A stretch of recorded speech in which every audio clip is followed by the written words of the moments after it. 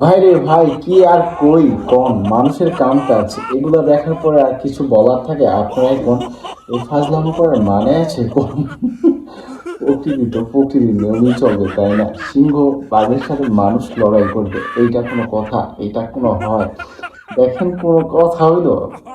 শরীরের মধ্যে পুরো আস্ত লোহার একটা কাভার, একটা কাভারিং করে নিছে, পুরো শরীরের মধ্যে লোহা লাগিয়ে নিছে।